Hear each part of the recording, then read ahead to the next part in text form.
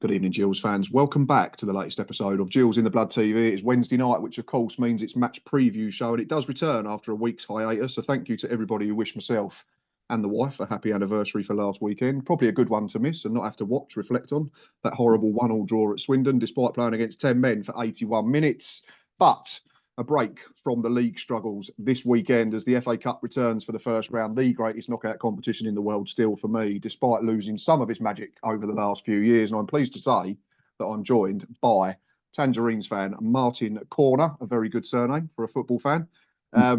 And he is a co-host on the It's Not Orange podcast, which is a Blackpool podcast, of course. So go and give them a follow. I'll put all their details in the description at the bottom of this video. So go and check them out before, during and after the cup tie at the weekend. Martyn, firstly, appreciate you coming on and welcome to the channel. Oh, cheers. It's an absolute pleasure. I know your podcast, your channel's got a hell of a following and a really great reputation. So I know Tom loves it, my co. So it's an absolute pleasure to contribute tonight in any way that I can. Thank you very much. Appreciate the kind words. I think it's only right before we start talking about the game in itself and recent form that we do send love and best wishes to Steve Bruce and his family. Obviously, has not been seen in the Blackpool dugout for the last few games after the tragic passing of his 4-month-old grandson, Madison, just a few weeks ago. Madison was the son of former Salford, Millwall, QPR, amongst other clubs, striker Matt Smith. So, yeah, love and strength to Steve and Matt and everybody else who was affected by the tragic passing of young Madison. Fingers crossed there is some sort of honour in his memory at the game on Saturday, and that both fans give Steve, whether he's there or not, a good round of applause and a brilliant welcome, because we know that he's loved by Gills. And obviously, Martyn, before we get on to the football chat, this sort of thing puts league struggles and a current form into a little bit of perspective, doesn't it? It does. I mean, you know, anyone who's got kids, particularly, you feel it, and you think if that was me, you know, I've got a 10-year-old daughter. If anything like that happened to her, or you know, I wouldn't care about work. And football ultimately is work, isn't it? For Steve Bruce and people who work in the industry, it's a job. And as far as I'm aware, he's had virtually no input, I think, in team selection. He's literally said, all the best, but I need to concentrate on my family, and that's how it should be. So, yeah, it just pales into insignificance, football, when something like this happens. And I'm sure it's hit the family very hard, and just so sad. An awful tragedy. You should never, ever really have to have a funeral for your kids, should you? No, absolutely. Unimaginable pain. I'm imagining it's like you say, it's hard enough when you have to bury a loved one, a grandparent or something like that. But like you say, when it's a child, and at that age, it doesn't bear even thinking about. So like we say, love and strength to Steve, Matt and the family. But there is a cup tie going ahead, which is Gillingham versus Blackpool. It's been a couple of seasons, Martyn, since Gills met Blackpool in the league. I think the last one was the COVID season when everything was behind closed doors. I think that was the season you went up via Wembley. Yeah. And was allowed in at the end of that season to enjoy the biggest game of the season. We finished, I think, 9th or 10th that year, and there was a couple of good games between the sides. I think we won the first fixture, which was at Priestfield, by 2-0, and then we got a telling off by Jerry Yates, I think, in the reverse fixture, which eventually sort of put play to our playoff hopes. But what's changed at Bloomfield Road since then? Because obviously we know before there was all the issues with the Oystons and that trouble, and you got all that sorted out, and then you flitted between the Championship and League One since then. So what's it like being a Blackpool fan at the moment? A lot has changed. You're absolutely right. I mean, I remember that first game when we played you guys. I think it was about September, October time in the season. And to be honest with you, we were struggling and going absolutely nowhere. Neil Critchley had just come in. We tried to play quite an ambitious formation. It didn't really work. I think it took us 10 games to get our first win. But then, as you then went on a great run. You know, we ended up with about 82, 83 points, finished third, smashed Oxford in the playoffs, and then Lincoln in the final, and got through. Had a great first season in the Championship, finished with about 62 points, finished 15th, 16th, had some amazing wins. We beat Preston at home, which is always good for us. Won at places like Sheffield United and Stoke, and it all seems a million miles away now, because at the end of that season, Neil Critchley was tempted to go to Villa to be Gerrard's assistant, which lasted a slightly longer than about 10 minutes. We replaced him with Michael Appleton, who'd been at the club previously as a manager and had lasted 67 days before going to Blackburn. So he wasn't exactly popular with his Preston connections as well. He lasted till January, replaced by Mick McCarthy. He lasted till the end of March, beginning of April. Stephen Dobbie came in. By that time, the rot had set in. And then before you know it, Neil Critchley came back as if nothing had happened. Relegated to League One. Neil last season had us finished 8th. We were brilliant at home in terms of results. The football wasn't great, and the away form was appalling. We lost at Cheltenham, Port Vale, Burton. Not really putting up much of a fight. Really struggled on the road to score goals. Started this season with 2 league defeats at home, away to Crawley, and at home we got smashed by Stockport at home. And then Neil was shown the door.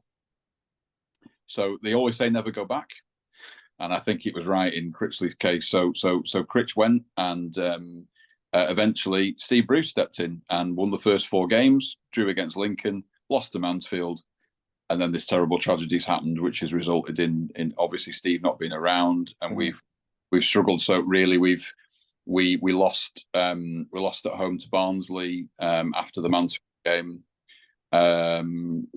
Hammered by Peterborough 5-1 in what was quite a crazy game, really, but we were so bad at the back. And then on Monday night, many of you might have seen us in front of the Sky cameras.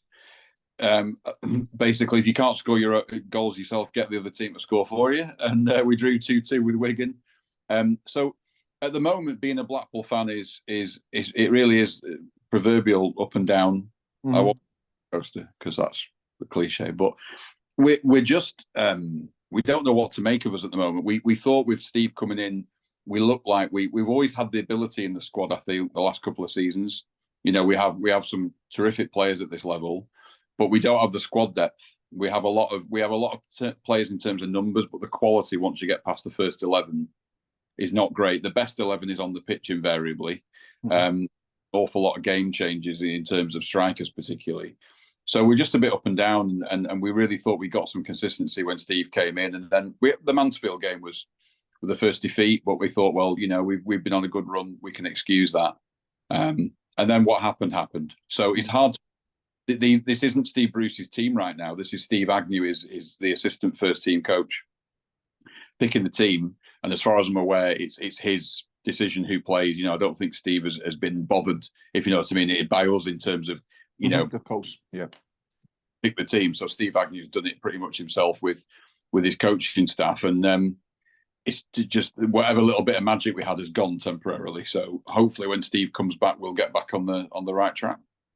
Yeah, because it's like you say, it's difficult because if you look at just the numbers, the Burton win was 6 games ago, 3-0, and then the Lincoln draw and the Mansfield defeat, and that's when Steve had to take his leave of absence, and it's 2 defeats and a draw since then. So in that sense, you've stopped the rot a little bit, but it's only 5 points from 18. You're currently 16th in League One, but there's obviously massive extenuating circumstances around the coaching setup and the football club as a whole at the moment. Because like you said at the top of the show, Martyn, it's going to affect everyone because we've all got kids or brothers or sisters or friends that have got kids or brothers or sisters. So it'd be unfair to judge Steve Bruce, but at the same time, we have to talk about him because he's a bona fide Gills legend, played loads of games for us before going on to the higher echelons of the game, went to Norwich City and then Manchester United and won pretty much everything. Still to this day, not sure how he didn't win an England cap. And then he's managed, obviously, plenty of bigger clubs than ourselves and yourselves at the top end of the game. But yeah, started off superbly. You must have been made up when he first came in. I think it was 4 wins on the bounce, wasn't it? So 12 points from 12. You must have been thinking, well, this is easy. Obviously now it looks slightly different because since he was appointed, it's 4 wins, 2 draws and 3 defeats. But 3 of them games have been with Steve nowhere near anything to be involved with the football club. So how was he received when he was first appointed then would be my question. Because obviously there's the caveat is he's not been in the game for a couple of years now since leaving his job at West Brom, I think, at the back end of 2022. So what was your thoughts in terms of, number one, not been in the game for a couple of years, number two, is not managed in the 3rd tier for a while? Just give us an overview of what the reaction was amongst the fan base. Stunned disbelief because we played Crewe in the Bristol Street Motors on the Tuesday night, and we knew there was going to be an announcement, but we'd heard so. And actually, funnily enough, Tom, who obviously the podcast co-host, he'd had a tip-off from somebody who'd seen him in a pub a few row from the ground, quite close to where I live. But we just thought, well, that's a coincidence. He must just be, visiting people. There's quite a few footballers live around here. David Moyes has got a house down the road from me. So we thought, maybe he's visiting Moyes or doing something. it came. As soon as I got out the ground, got in the car, turned my phone on, and there's a picture of Steve Bruce. He's the new Blackpool manager, and we genuinely thought it was a wind up. I had to look twice. Is this right? Because he'd never been mentioned. You know, you usually find out who it is, don't you, before they get appointed? You've got an idea. You know, all sorts of names have been linked with us from, you know, mainly managers that have done the rounds, you know, ex-players, all that kind of stuff. Charlie Adam at Fleetwood was mentioned because he used to play for us and all the rest of it. And he came out of absolutely nowhere, because one thing our club actually manages to do quite well is keep things secret. We sign players and we're never linked to them. They just appear on a picture on Twitter or whatever. So stunned at first. And then we kind of thought, well, Richard Keogh, who'd come in the summer, obviously a good player, a great player for Derby over the years. He played for us a couple of years ago in the Championship. He took the reins when Neil Critchley was sacked and did really well, but never any inkling he would get the job. I don't think he wanted it. So he's got him and Steve Dobby working with him, and the contract with Steve Bruce is for 2 years. And I think the succession plan, we hope, is that one of those two would potentially take the job when Steve packs it in.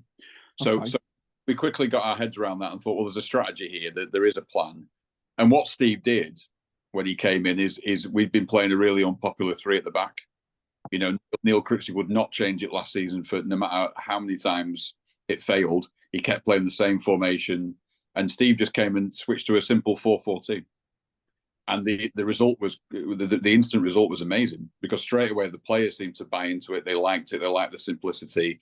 And I believe that Steve's got this reputation for keeping things simple. He's a footballer's manager, isn't he? And he works with players, and he's not a coach with 18 coaching badges, you know, with sort of bizarre ideas about how to play football. He just kept it simple. So really, straight away, he got a tremendous reception when the first game against Exeter.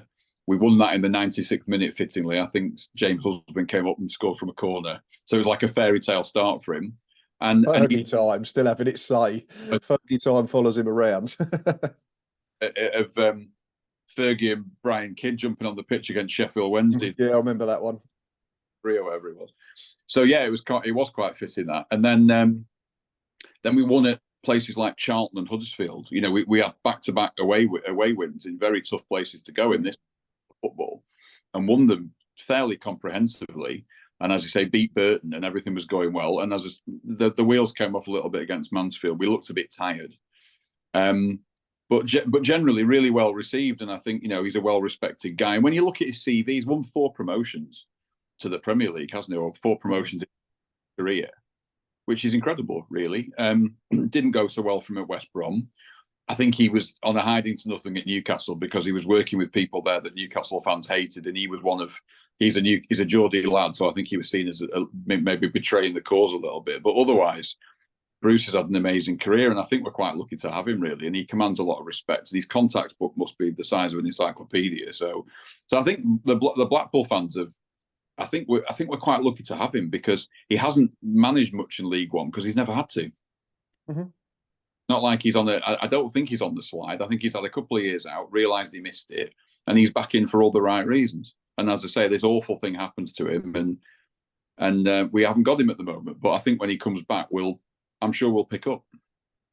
Yeah, and like you say, at the end of the day, it's always the old saying: it's proof of being the pudding, won't it? And once he is back in the dugout, and you'll judge him over the whole season, as long as it goes to plan. Yeah, I mean, I think he was linked to the Gillingham job before Stephen Clements took it last year, ironically, who was Steve's number 2 for donkey's years, followed him around.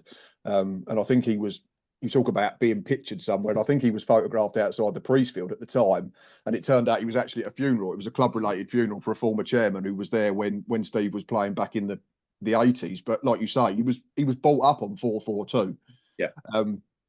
So I did have a question about maybe had that been found out, but obviously it's not his team. So that question is basically, there's no point asking it, because over the last 3 games, it's been Steve Agnew picking the team. But I suppose at the same time, you can understand Steve trying to keep it as fluid as possible and continuity the same, so that there's not too much of a change, because you want as little upheaval for the playing staff as possible, because we know the situation, but they have still got a job to go out and do, and that's to try and win football matches for the Blackpool Football Club. One player that I want to ask you about, Martyn, is a player that was very good in League Two last season. I think it was 12 goals and 6 assists from wide right for Tranmere Rovers on loan, Mr. Rob Apter. Yeah. Just looking at his stats this season, I think it's only 1 goal, no assists in 13 appearances so far. Is he struggling to make the step up, or has he been better than his bare numbers suggest? Because obviously you can look at numbers and statistics and they can paint a picture. I get that, but sometimes it might be that he's flashed 3 good balls across the box and his centre forward's missed all 3 of them. So is he still causing problems to left backs in the division like he did at League Two level, or is he just taking a little time to adjust? I think he's a bit in and out in terms. But those numbers probably don't tell the full story. The 1 goal he scored was an absolute worldie, where he went on a sort of 30, 40-yard run and then slotted it. And the one assist actually surprises me. There's not been more assists than that. But yeah, I don't think he struggled with the step up. I think people double up on him for a certain. They know he's a threat. They definitely know. He got young player of the season for League Two for a reason, because, like I say, you've got close as well. No, he's a heck of a talent. We tied him down to a 4-year contract. We called him back from loan from Tranmere just after Christmas, and then signed him on a 4-year. Renewed his contract for 4 years, and then loaned him back out against Tranmere. But he's I think maybe his form has dropped off because the team's dropped off. There's no doubt about that. There's not an awful lot of creativity there at the moment. Anybody who saw our game on Monday, there was a lot of effort and a lot of huff and puff, but there wasn't a lot of quality. And he's been on one side, and we've had CJ Hamilton on the other, who had a tough season last year playing at left wing back or right wing back, wherever he was playing, because he's not a wing back. But he's been playing in his natural position on the wing, and Apter's been playing on the other side, and the pair of them have complemented each other really well. And Apter's been linking up with Jordan Gabriel, who's our normal right back. I think he's had a decent start. I think he's still raw. He still has his final ball. I think sometimes he tries to beat one man too many, which all young wingers do. Well, all wingers do, don't they? Let's be honest. All wingers try and do that a little bit too much.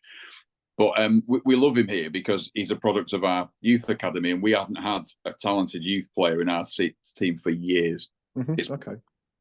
We had anybody really that was worth picking every week. We've produced a few players that have gone on to other teams eventually, but the direct route to the first team's been non-existent almost for some of our players. They've either not been good enough or whatever. But Rob's going to improve. I wouldn't want to be marking him because he's quick, he's tricky. We have a tradition here at Blackpool of having wingers that get you off your seat, and I think he is one of those players. But he's just got a bit to learn. He's still very young.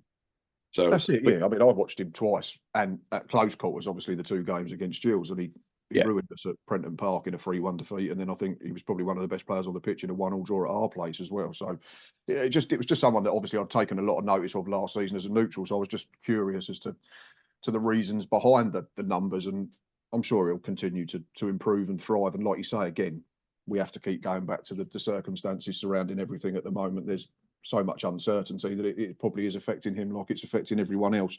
Last point before I get to ask the dreaded final question before I let you go, Martyn, is 46 goals in 13 games in League One for you this season. That's 21 for and 25 against. So it indicates that you create, ironically, you said there's not been a lot of creativity recently, but it indicates that you must create a fair amount, but you also give up a fair amount of chances as well. So are we expecting a goal feast at the weekend? Because we've gone right the other way at the moment. We started off the season well, now we're struggling to score and we can't keep the back door shut.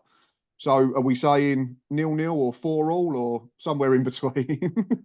Could be any score. I mean, for a while, we actually, until Steve had to obviously take his leave, I think we were the joint, or we might have even been the top scorers in English football across all competitions. If you take the Carabao, the league, and the BSM, we've won at Blackburn in the League Cup, and we've won at Charlton, we've won at Huddersfield. We scored 4 at Cambridge. Unfortunately, we also let 4 in because we were 4-1 up and completely messed it up. We let in 3 against Stockport at home, but we beat Burton 3-0. We lost 5-5 against Peterborough. The signs were there in pre-season that defensively we weren't right, and that's carried on. And again, to a point, had fixed that, because the 4-4 draw with Cambridge came before Steve took over, and the 5-1 came after he's not been around. So actually, again, it's bizarre this, because you're almost looking at 3 different teams. you're looking at Neil Crixley's team that started the season, the 4 or 5 games under Steve Bruce, and then the coaching staff have taken the team, and frankly, it's gone to rack and ruin the defensive side of it. So we don't know what to expect. We're a bit of a curious egg, you know what I mean? As the old saying goes, anything could happen. We are a bit vulnerable from wide positions. We concede a lot of goals from some people attacking our fullbacks and kind of getting into those spaces. So we are a little bit vulnerable. We aren't the quickest at the back, but yeah. So it could be any score. But also going forward, we've got Kyle Joseph, who's been fantastic this season. Runs his socks off, runs the channels. You know, can score with his head. He's a quick player. The biggest problem we have is who we pair up with him, because the second option is that's when the quality goes right off. We've got Jordan Rhodes, who's not scored a goal since the 23rd of December. Okay. Last year, obviously. Jake Beasley for me is a League Two striker, and no disrespect to League Two, but I think that's what he is. And we've had Don Ballard, who we got on loan from Southampton, who's been in and out of the team with injury, and he's a 19-year-old player who buzzes around, did well for Reading last season.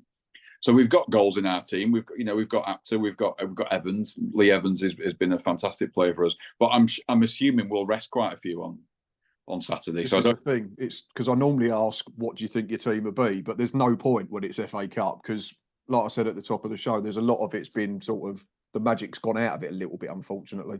Yeah, it has. We have a problem in goal, because we started the season with Daniel Grimshaw, who went to Plymouth for a lot of money. Richard O'Donnell came in and replaced him. He was with us last season, but he's 36. He's had about 7 clubs in his career. Then we got Harry Tyrer on loan from Everton, who came in with quite a big reputation, did really well at Chesterfield in the National League last season, got them promoted. He's been erratic. He either pulls off an amazing save or drops a bit of a boob. So he got dropped actually for the game against Wigan. So whether he comes back in or not, I don't know. So it just depends, really. As I say, we've got numbers in the squad, but the further you go down, the quality, understandably at this level, drops off. But it drops off significantly. So we have a couple of quality midfielders, and after that, it's pretty much dross. So I really don't know who we're going to put out, but I would still expect us to be competitive. But could I see us giving up easy chances? Yes. Could I see us scoring 2 or 3? Yes. Anything could happen. Depends what your centre forwards are like. Well, as if we've got any fit, to be honest. We've had a horrendous injury crisis all season, which no one took any notice of at the start of the campaign when you're winning football matches and you sat top of the league. But we've managed to plummet from top of the league on the 28th of September to 11th as we sit here now on the 30th of October. We've only taken 1 point from 6 games. But yeah, form goes out the window, doesn't it? I don't think we were in great form as we approached the second round last season, and we saw off Charlton, who were the division above comfortably and looked like a really good football side at the time. So I think there's a little bit of pot luck. God, I will ask. Score prediction, because there is no replays now, is there? So it's got to be decided on the afternoon, I believe. Right, yeah. Oh, do you know what? Right, I can see it being either like a 2-2 and then yeah. I was going to say replay, but we just said there isn't a replay, so extra time or pens or whatever. But I can see us scoring a couple, but also letting in a couple, because one thing we're not very good at, we're not. If you're good at bullying teams, we're not very good at being bullied. It's very easy we're easy to play against. If you want a football match, you might be in trouble. But if you want to mix it up and be physical, we don't like that very much. And to caveat that, if you score the first goal, chances are you win the football match, because 5 of our 6 league defeats this season have come from conceding the first goal. All right. Yeah. Well, I'm going to say, so you're going 2-2, I'm going 1-1, and then we'll decide it on the lottery of a penalty shootout. Fair dues. Yeah, it's a bit. I wanted to go really, but it's just not possible for me to get there because I'm away this weekend. But I went to Gillingham in 1992 when you beat us 3-2. I was 17, and you had Harvey Lim in goal. I'm sure. Yeah, I just started going. 93 was I was going regularly, yeah, and then after that was more regular. But yeah, I think what was the game where we ended up with our fullback in goal? That was a game against Blackpool, I'm sure of it. 3-2 game in the season we got promoted. I'm sure it was 92. And David, who did the rounds playing for Preston and Burnley and Oldham and all the Northwest clubs, we had him. He scored a belter from about 30 yards, and then him and Harvey Lim, I'm sure it was them, had a bit of a punch up. I think that was it, and I'm sure it was Joe Dunn. I think our right back ended up in goal. That's the only time I've ever been to your place. But I would like to have gone. But as you can appreciate, it's a hell of a trip. Yeah, and no disrespect to the FA Cup and its current guys, but for an FA Cup first round tie as well, it's not the most glamorous stage of the competition. Fair to say we weren't exactly impressed with the draw, and that's no disrespect to you. I'd loved you at home, but an away trip is, we always seem to get really long, terrible away trips in FA Cup ties. So it is what it is. It is what it is. At least there's no replay to worry about. No, exactly. Martyn, it's been a real pleasure, mate. I really enjoyed talking to you and getting everything we need to know about Tangerines ahead of the game. So thank you very much.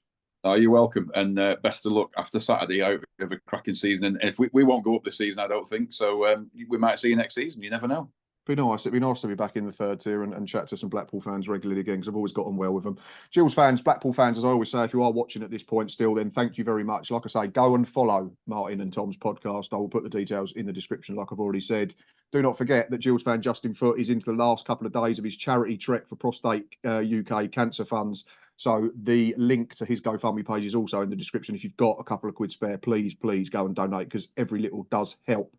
Be back, myself and Ava and Boz and whoever else is going to be about on Saturday at the Priestfield for a match day live, and then myself and Reese will return at the weekend with a match day review. Fingers crossed, we might talk about a goal and we might talk about a Gills win, but let's not hold our breath given the current form. But until then, thanks for your support as always. Please consider hitting the like button. Please keep pressing subscribe, and until next time, up the Gills.